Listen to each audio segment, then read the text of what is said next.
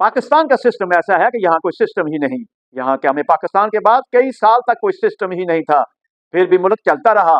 यहाँ सदारती सिस्टम बनाया गया लेकिन नाकाम रहा। यहाँ 1 यूनिट का सिस्टम बनाया गया, नहीं चल सका।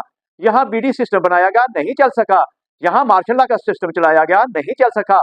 फिर यहाँ पार्लिमानी जमहूरी सिस्टम बनाया गया। ये सिस्टम आज भी रिंग रिंग कर चल तो रहा है, लेकिन इसने रिश्वत करप्शन के निजाम को जन्म दिया। इस सिस्टम ने ताकतवरों को तहफ़्फ़ुज़ दिया। इस सिस्टम ने कमजोर को मजीद कमजोर किया। इस सिस्टम ने पुलिस को ताकतवर के घर का गुलाम बनाया और थाना कल्चर को जन्म दिया। जमहूरियत के नाम पर चलने वाले सिस्टम ने सियासी आम रोह को जन्म दिया। इस सिस्टम ने सियासी जमातों को फैमिली लिमिटेड कंपनियां बना दिया। ये इसी सिस्टम का खेल है कि सिस्टम को गरीब की झोपड़ी तक तो खड़कती है, लेकिन नाजायज जमीनों पर बने बड़े बड़े महल दिखाई नहीं देते। यहाँ गरीब की सारी जिंदगी की कमाई से बनाए गए घर तजावजात कहकर गिरा दिए जाते हैं, लेकिन अमीरों के गैर कानूनी महल रेगुलाइज कर दिए जाते हैं। ये सिस्टम अमीर की चौखट का गुलाम और गरीब की मौत है। ये सिस्टम चेहरों का पेट जुल्म के खिलाफ आवाज उठाने वालों से ही भर देता है। महंगाई भी यही सिस्टम करता है और रिलीफ के नाम की खैरात भी यही सिस्टम देता है। जखीरा अंदोजी भी यही सिस्टम सिखाता है और फिर चीजों को मार्केट में लाकर एहसान भी यही सिस्टम करता है। ये सिस्टम का खेल है कि कातिल को जमानत और डबल सवारी पर जेल करवाता है। ये सिस्टम ताकतवरों का खेल है जो जायज को नाजायज और नाजायज को जायज बनाता है। यही सिस्टम तख्त पर सजाता है और यही सिस्टम तख्त से गिरा भी देता है। इस सिस्टम की खूबी यह है कि बनाने वालों ने इसको अपने मफादात का गुस्ल दे रखा है, इसलिए यह सिस्टम बनाने वालों का ही वफादार है। यह सिस्टम ऐसा ही है कि अदालत 20-20 साल से पड़ी अपीलें सुनकर मुल्ज़म बरी करती है तो पता चलता है कि मुल्ज़म तो दौरान कैदी जिस्म की कैद से कब का आजाद होकर अगले जहान जा चुका है। ये वो सिस्टम है जिसमें गरीब के केस का परसों फैसला नहीं आता और फर्द जुर्म के बगैर ही बरी हो जाता है। यह सिस्टम पहले लोगों को मुस्तहिक बनाता है, फिर इनमें मुफ्त आटा और रिलीफ पैकेज बांटता है। यह सिस्टम पहले लोगों को पसेमानदा रखता है और फिर इनकी पसेमानदगी पर सियासत करता है। ये ऐसा सिस्टम है कि हुक्मरानों की गाड़ी के टायर तो करोड़ों के बदलते हैं और गरीब आदमी की जिंदगी की गाड़ी ही नहीं चलती। क्या हम इस सिस्टम के साथ आवाम की हालत को बेहतर कर सकते हैं या सिस्टम को बदल कर इसको आम आदमी की हकीकी रिलीफ का सिस्टम बनाने की जरूरत है? तो आइए आज की खबर पर नजर डालते हैं। फैसलाबाद के 8 बाजारों की सियासत और ताजर ग्रुपों की जंग। बिस्मिल्लाहिर्रहमानिर्रहीम। अस्सलाम वालेकुम नाज़रीन, आप देख रहे हैं RS news inside YouTube channel और मैं हूं आपका मेजबान मोहम्मद शब्बीर राजा। कोई देखे ना देखे, शब्बीर तो देख रहा है। नाज़रीन, आज हम बात करेंगे फैसलाबाद के 8 बाजारों की सियासत और ताजर सियासतदानों की जंग के बारे में। ये कहानी सिर्फ फैसलाबाद के ताजरों की नहीं बल्कि पाकिस्तान में कारोबारी बरादरी और सियासत के गठजोड़ की एक झलक है।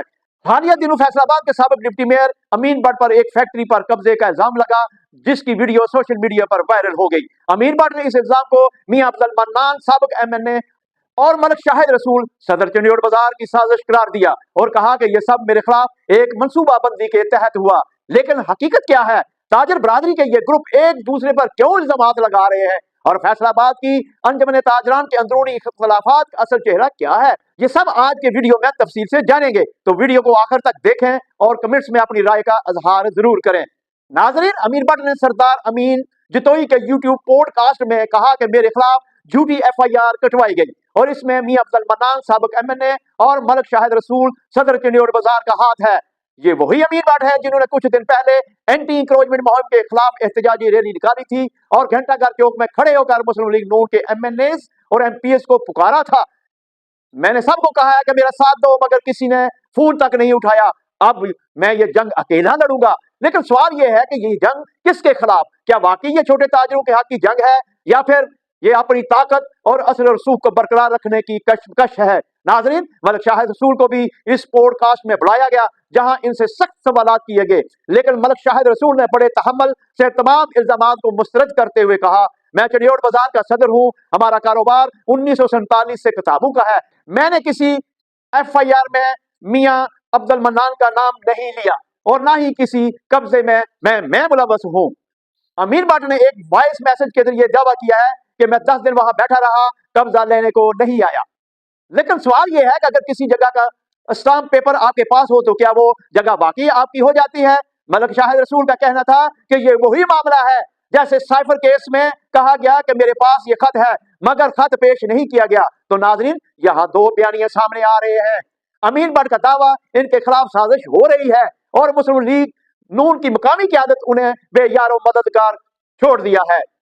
मलिक शाहिद रसूल का मौक़िफ़ अमीर भट्ट की जानिब से लगाए गए इल्ज़ामात बेबुनियाद हैं और वो किसी कब्ज़े या साजिश का हिस्सा नहीं है। अब सवाल यह है कि फैसलाबाद के ताजर बरादरी के इख्तिलाफात का असल फायदा किसको हो रहा है?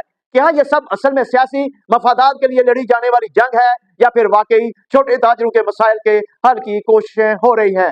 नाजरीन, हकीकत हमेशा वो नहीं होती जो दिखाई देती है और सियासत में कुछ भी ऐसा नहीं होता जैसा नजर आता है। ये मामला क्या रुख इख्तियार करेगा ये तो आने वाला वक्त बताएगा, लेकिन आपकी राय हमारे लिए बहुत अहम है। क्या आप समझते हैं कि फैसलाबाद के ताजरों की सियासत अब असल मसाइल से हटकर जाती लड़ाइयों में तब्दील हो चुकी है या फिर वाकई किसी के साथ नाइंसाफी हो रही है?